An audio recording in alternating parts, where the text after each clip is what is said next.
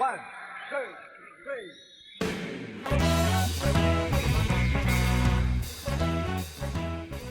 Ahí está. ¿Ven? Este es un texto muy interesante, es un texto que va más allá de Freire, porque Freire planteaba reflexión, acción, y esta gente plantea reflexión, acción, reflexión, digamos. Así que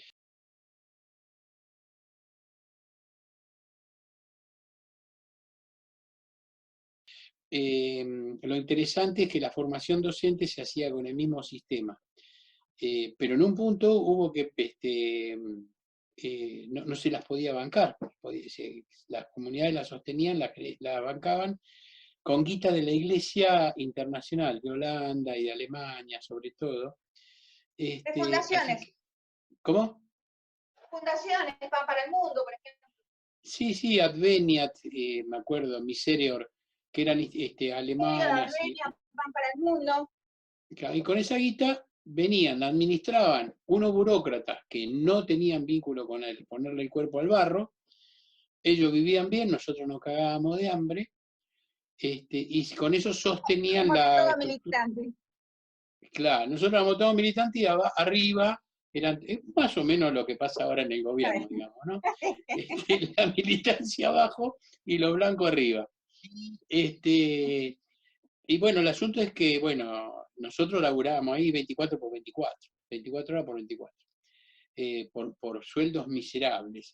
Creo que los peores sueldos era que tenía Suni con su marido, que eran del 40% de lo que los demás ganábamos. Calculen, no, el 40% de lo que se debería ganar, porque los que ganábamos, yo ganaba el 80 y compartía el 20, del 80 que era una miseria, porque no teníamos antigüedad, compartía el 20 a una caja que no sé dónde iba y ellos distribuían supuestamente, ahora me quedan dudas también, hacia abajo, ¿no? Raúl, permíteme que le cuente ahí, emiten esta cosita, es decir, del sueldo, que era una miseria. Nosotros vivíamos en ese momento en Margarita, y teníamos a Facundo, a tal punto, chicos, que o comíamos o llevábamos a Facundo al médico, que estaba enfermo. Ya, no había mucho para elegir, llevábamos a Facundo al médico. Pues nosotros no nos llamábamos profesores, nos llamábamos monitores, y teníamos una formación igual, teníamos un instituto de capacitación de monitores. Lo mismo que hacían los alumnos, nosotros íbamos a cosechar al campo. Antes de que nos manden al aula, teníamos que saber lo que era trabajar y vivir en una familia rural. Entonces nos mandaban a vivir al campo. Vivir con una familia. ¿Mínimo? Sí. Bueno, les cuento que eso de armar el plan, mi experiencia más terrible fue cuando entré al instituto. Nos mandan al campo, a todos, nos mandan a distintas chacras, y cuando volvemos había dos gringuitas que se habían sumado a estudiar con nosotros, que eran egresadas de EFA, ya habían egresado de la EFA. Habían hecho el secundario porque no había cuarto y quinto.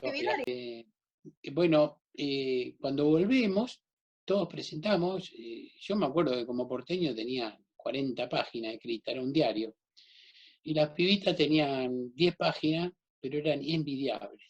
Era de una semana, ¿no? En la primera experiencia. La tipa habían puesto localización. Entonces pusieron un mapa donde estaba localizada la chacra, mapa local, uno un poquito más grande donde quedaba el partido donde estaban ella, otro más grande donde estaba la provincia y otro más grande donde estaba la Argentina. Digamos que era como hacer un zoom, tic, tic, tic, tic, avanzando desde lo más particular.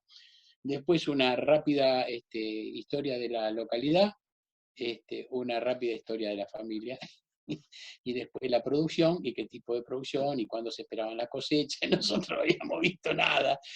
Me di cuenta que no había visto nada. Es que ya tenían un salto de calidad esos egresados impresionante, y hablaban poco, no les conocíamos la voz.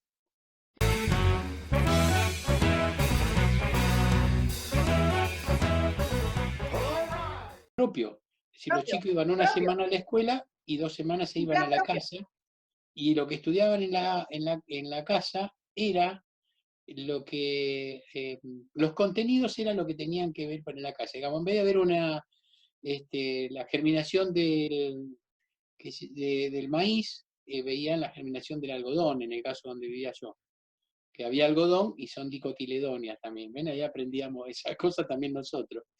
En vez de estudiar la historia de los griegos y los romanos, estudiaban la historia de su familia y de su comunidad y cómo las instituciones que habían en el barrio, primero, y después que ampliaban al departamento, y después a la provincia, y después al país. Es decir, era concéntrico de abajo hacia Y arriba. después al mundo, después al mundo, porque si era, en ese lugar, por ejemplo, eran hijos de inmigrantes, entonces ¿dónde estaban sus raíces? ¿Qué características tenía? ¿Qué historia tenían? Los lugares de donde venían sus abuelos, sus antepasados, por ejemplo. Y nosotros cuando trabajamos, la mayoría de los descendientes hacía 100 años que estaban ahí, entonces se podía llegar en un salto de generaciones a la fundación prácticamente, porque vos hablabas con el pibe y lo que el abuelo le contaba era lo que el abuelo del abuelo le había contado cuando vino de Italia. Digamos, era muy interesante. O sea, tenían 4 o 5 generaciones desde haber venido de Italia, en el caso nuestro, ¿no? Es decir, pero bueno, era una forma de vincularnos diferente. Pero el tema es cuando se empezó a decir, el Estado vino y dijo, ¿qué es esto? Esto no puede existir, que fue sobre todo en la segunda dictadura, no la de Onganía y compañía, sino que dice, bueno, acá tenemos denuncia de corrupción, no de corrupción, de terrorismo. Claro. Y entonces te levantaban un profe y te lo llevaban y te lo dejaban preso meses. ¿Qué los mantenía en ese trabajo? ¿Qué tipo de relación tenían con el proyecto en términos generales? Si lo ven como algo... Digamos, las escuelas surgen por necesidad del grupo de campesinos que sus hijos iban a estudiar a la ciudad y no volvían, y había un profundo desarraigo y despoblamiento del campo. Entonces conocen a unos docentes, pedagogos que son, bueno, Zuligoy en ese momento y 2 franceses que van a traer la experiencia de Francia, la van a conocer, la traen, y los planes de estudio se elaboran en función de las necesidades o de los planteos de la familia. Los técnicos lo que hacen ahí es interpretar qué contenidos querían desarrollar para sus hijos, y esos eran los contenidos que, digamos, de alguna manera los técnicos lo que hacían eran poder formularlos, digamos, como contenido. Recortes de realidad que son formulados como contenido. Eso por un lado. Eso fue lo que después tuvimos que cambiarlo porque el Estado no lo aceptaba. Técnicos contratados por la cooperativa. Que es técnicos que fueron apareciendo, este es pedagogo, el otro no sé qué, el otro no sé cuánto, se juntaron y bueno, de repente se armó una asociación. Mira, hay una cosa interesante ahí, lo que tienen en común, que es lo que estoy viendo ahora. ¿Cómo? Que fue muy de base el inicio. Exacto, lo que tienen en común es que los que organizan la experiencia son 100% militantes de iglesia, pero de una iglesia postconciliar, una iglesia que dice que hay que ir a los pobres, una iglesia vinculada al Vaticano II, cosa que habrá que leer en algún momento, y vinculada a Medellín. En Medellín se juntaron los obispos latinoamericanos y generaron un acercamiento al pueblo. Y lo promovieron. Y es el tiempo en el que habían comenzado el movimiento de sacerdotes para el tercer mundo y se desarrolla la teología de la liberación. Es el tiempo en que Freire está escribiendo lo suyo. Claro. Es el tiempo en que Illich está escribiendo lo suyo. Es el tiempo en que el imperio desarrolla la tecnología educativa con el desarrollismo. Así que es un tiempo de grandes revoluciones, es el tiempo del Mayo francés, es el tiempo de los Beatles. Es el tiempo de la Revolución Cubana. El tiempo, bueno, sí, 10 años de Revolución Cubana, que se estaba expandiendo en América Latina en los grupos de izquierda. Entonces, yo el otro día descubrí, mirá vos, casualidad, mirando un video sobre el cura Mujica, que antes de vincularse al movimiento, antes de la fundación del movimiento de sacerdote para el tercer mundo, él ya tenía un acercamiento a lo más pobre y trabajaba en una parroquia cuyo párroco, escuchá Zuli, cuyo párroco se llamaba Juan José Iriarte. Iriarte, el de Santiago. Iriarte, ese cura, lo llevaba al norte santafesino, donde comienza esta experiencia, a hacer experiencias de evangelización y de trabajar con los más pobres de los pobrísimos, digamos, ¿no? Iriarte terminó siendo obispo de Reconquista, que es el norte santafesino. Cuando nosotros estuvimos, el obispo era Iriarte. Y yo tenía un aristócrata, vos escuchabas hablar con él, era un aristócrata. Sin embargo, era un tipo que se recorría las chacras a caballo. Así que vos decís, miércoles, un obispo, viste que uno está acostumbrado al obispo, que es un título nobiliario. En ese contexto, ese es el contexto del cambio. En mi caso, yo estaba seguro que estaba haciendo la revolución por otros medios. Creo Digamos, que no nos hubiéramos tenía... bancado no nos hubiéramos bancado tantas cosas si no estábamos convencidos de eso. Yo, bueno, venía de un medio muy pobre, pobrísimo, por lo tanto, más pobreza, digamos, como que no me afectaba demasiado. No te iban a correr. Cuando empecé, Pero claro, teníamos tengo la compañeros, carita, así que ya está. pero teníamos compañeros que venían de clases muy acomodadas, especialmente porteños, ¿no? Estoy pensando en Rosario Fernández, por ejemplo, ¿no? La tipa que vivía ahí al lado de Recoleta, digamos que tenían un compromiso con su fe, un compromiso con su fe, la idea de que el cielo existe, pero que empieza acá, que no viene después, y que ahora mirado a la distancia era conmovedor, ¿no? Había mucha gente así. Y otros que habían nacido en la comunidad, que eran hijos de gringos, que no eran el terrateniente explotador, eran gringos que se rompían el alma con 140 hectáreas. Cuando uno lo mira a la distancia, dice, bueno, pobre gringo. En esa época creíamos que eran los explotadores, digamos. Pero cuando después uno ve los tipos que tienen millones de hectáreas, decir, pobre tipo, vivían de su laburo con lo que podían. Vivían bien de su laburo, pero con lo que podían, ¿no?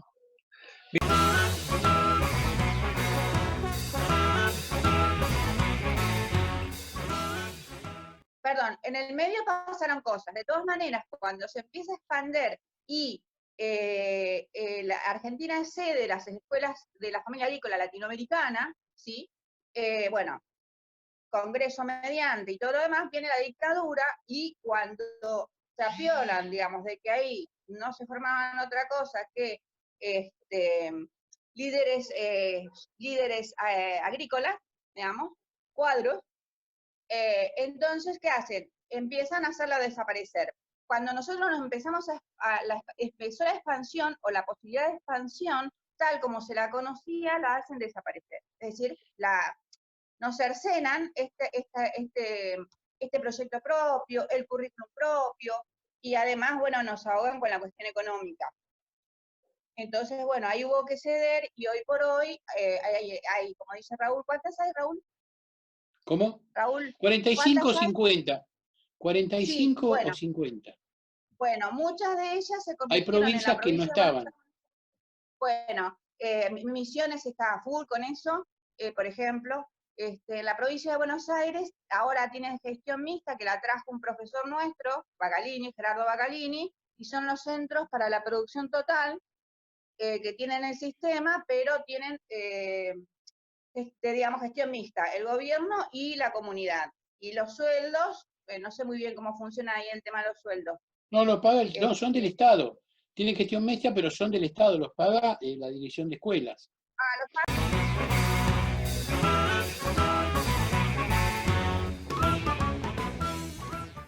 Una de las cosas interesantes fue que los docentes no teníamos participación en las decisiones. Las decisiones las tenía la familia y eventualmente, mirado a la distancia, la organización que estaba por encima. Las escuelas se llamaban EFA, Escuela de la Familia Agrícola, y por arriba había una asociación que se llamaba Asociación para la Promoción de la CEFA, APEFA. Ahí se tomaban las decisiones con gente, algunos habían pasado por EFA, pero muchos no. Es decir, yo me acuerdo que había un contador que manejaba toda la guita, Pacho, no me acuerdo cuánto. Mientras veíamos que había gente que veía muy bien, nosotros la verdad que veíamos muy mal, y no nos importábamos porque tenía teníamos 20 y pico de años, es decir, no habíamos elegido eso para hacer la diferencia en nuestra vida económicamente. Hacíamos la diferencia, pero no económica, ¿no?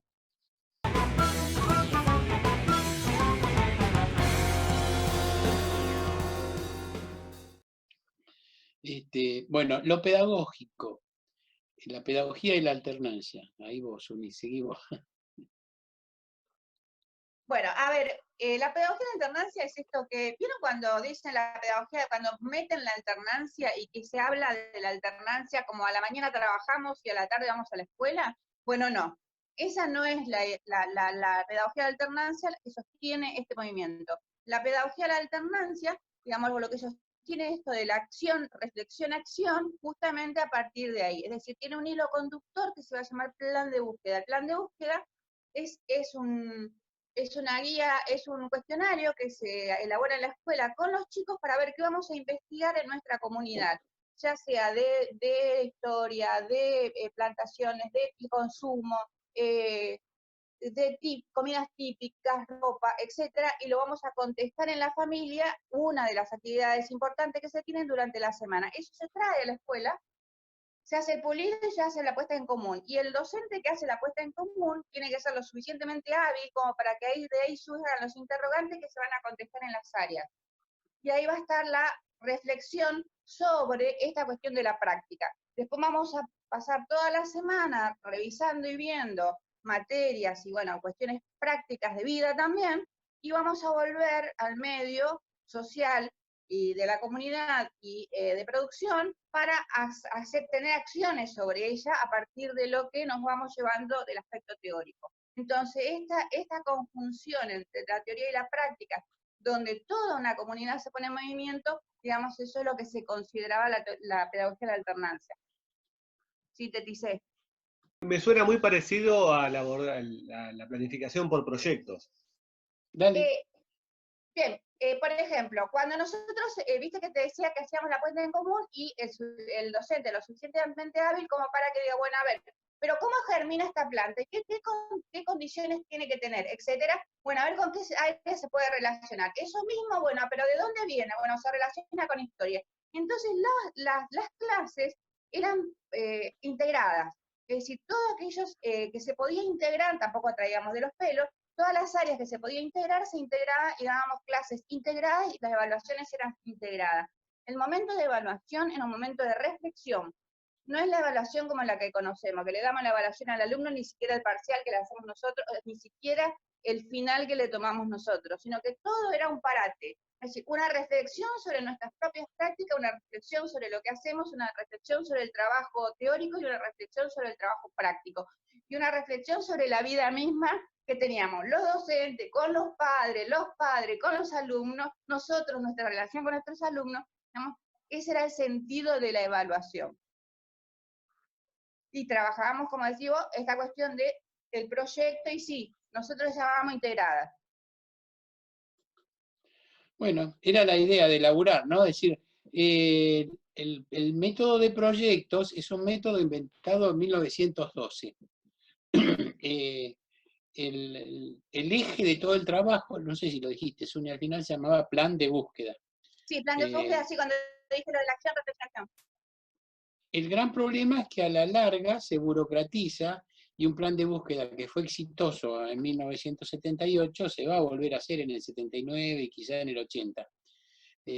Lo difícil es cuando vas teniendo una nueva generación de docentes que no son formados de ese modo, trabajar con eso era muy difícil, trabajar con los ingenieros agrónomos que trabajaban con nosotros.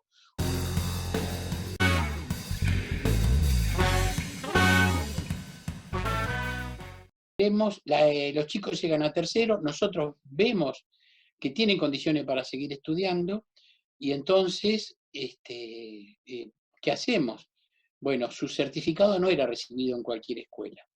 Entonces los chicos tenían que ir a rendir un montón de exámenes, qué sé yo. Para evitar eso, se empiezan negociaciones con la Superintendencia Nacional de Enseñanza Privada, que dependía de Nación, para que acredite que esos tenían tercer año. Bueno, donde le pediste eso al Estado, cagaste. El Estado viene y te dice, muchacho, Está bien, pero estos son los contenidos. Pero no, nosotros empezamos con la familia, con el barrio, con la localidad. Dice, no, no, no. Acá se empieza con historia antigua, medieval y no sé qué. Pero nosotros empezamos, las ciencias naturales están integradas, la biología con la zoología, con la anatomía, no tenemos separación. No, no, no, acá primer año biología, segundo año zoología, tercer año anatomía.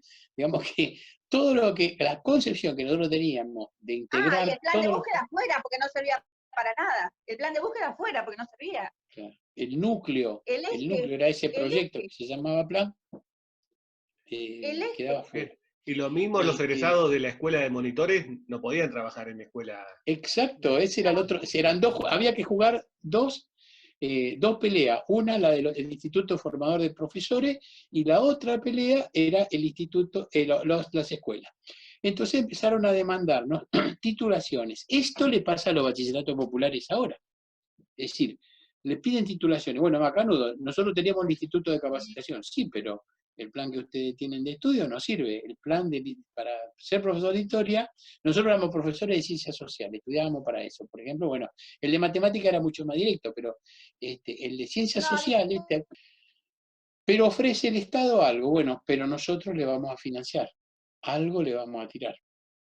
Y entonces, bueno, se empezaba a terminar la vaca lechera de las fundaciones europeas, que no querían mandar guita a un país que estaba bajo dictadura, ese es otro tema, una dictadura genocida.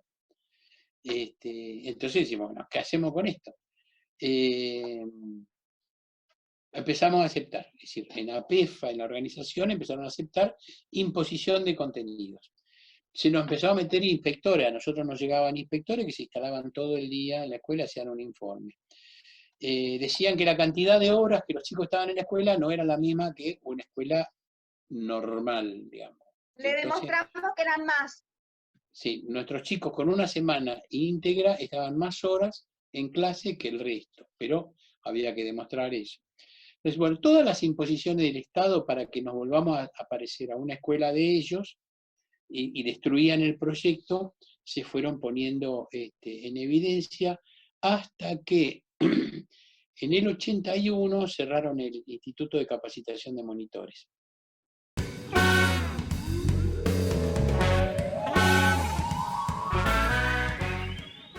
Cuando esto se estaba desarrollando, ¿ustedes tenían lectura o conocimiento de las posturas desescolaristas o habían No. leído algo de Illich? Yo no, No. yo no. No, yo a No. Illich lo conocí en el 86 en la universidad, que se Yo lo daba, conocí en la universidad. claro, se lo Yo daba a la hablaba, pasada. Es más, yo hablaba y me decían, vos sos marxista. Y yo nunca fui marxista, nunca leía Marx, pero pasé Claro. por la cefa, pero conocí el movimiento. Pero el rol del monitor,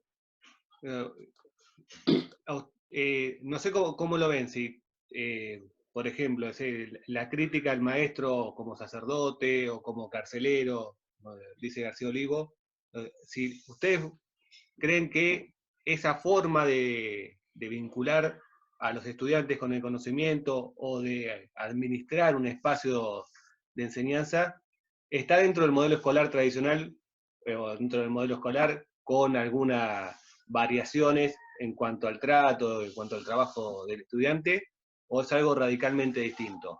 Se podría pensar como una experiencia que tiene elementos de desescolarización. No, desescolarización no, porque al contrario, No. es un internado. Están 24 horas dentro una semana. Sí, pero es un mixto. Es un mixto, si no, no es posible la reflexión, acción, reflexión. Es un mixto. Porque vos pensás que están en la escuela en el momento de reflexión, están en el campo en el momento de acción. ¿Sí? Nos estamos olvidando de algo que no es menor. Esas 2 semanas que los pibes están en su casa, nosotros los visitamos en la chacra. Nosotros somos promotores de la comunidad, pero los visitamos no para ver si están completando la tarea que está en la carpeta, para ver qué hace, para hablar con la familia, para tomar mate, para ver la problemática de la comunidad, escucharla en primera persona, para poder retomar eso mismo la semana que vuelven los chicos para hacer el próximo plan de búsqueda. Saca el mate de ahí, Suni. para sacar el mate, para hacer el próximo plan de búsqueda, digamos. Por eso es que no tiene nada que ver, verdaderamente es transformador, donde la escuela es un instrumento de la familia y la familia es el insumo básico de la escuela. Pero bueno, no, la verdad es que no tiene nada que ver con el desescolarismo, pero no tiene que ver con la escuela. Tampoco Esa es experiencia, ¿no? escolarismo, para mí es un mix que es, bueno, se encontró la forma de una forma distinta, digamos, ¿no? En ese momento era muy innovadora la propuesta, muy innovadora. Y generaba en la planta urbana mucha desconfianza, porque no podían entender este planteo de no ir a la escuela 15 días. Es decir, en ese sentido, sí, claro, tenés esa parte de ese escolarista que vos, si yo te planteara vos, yo lo pensé para la planta urbana, a ver, ¿podemos hacer una escuela de ese tipo en la planta urbana? Y no porque la gente que vive en el campo está en su casa, que trabaja en el campo está en su casa, mientras que en la planta urbana, fíjate lo que pasó esta semana, esta época de cuarentena, que si no hubiera clase y ustedes tuvieran que salir a laburar, estaban jodidos, digamos. Porque ¿qué hace con los pibes? Digamos, en la planta urbana está asociado la escuela al mercado laboral, mientras que en el campo el trabajo se hace en el campo con los chicos. Con los chicos, tenés 5 años y estamos cosechando, vení con papá, que yo, hacé lo que pueda, le dan una bolsa y el pibe se divierte, no lo van a estar exigiendo, pero bueno, vamos a darle de comer a la gallina. Es laburo, no se ve, pero es laburo. Vamos a buscar leña, vamos a traer agua. Ese tipo de actividad que se aprende de muy temprana edad, yo creo que ningún pibe que se cría en el campo tiene idea de cuándo tiró su primer grano de maíz a la gallina. Así como nuestros hijos no tienen idea de cuándo agarraron su primer lápiz. Es lo mismo.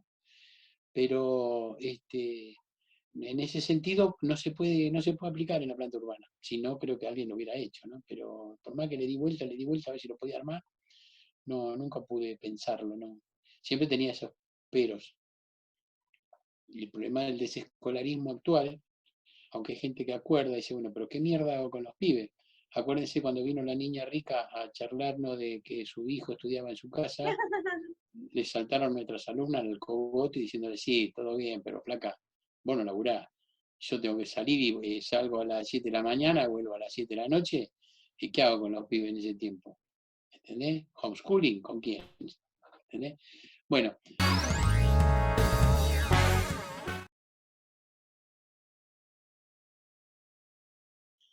Ah, mirá vos.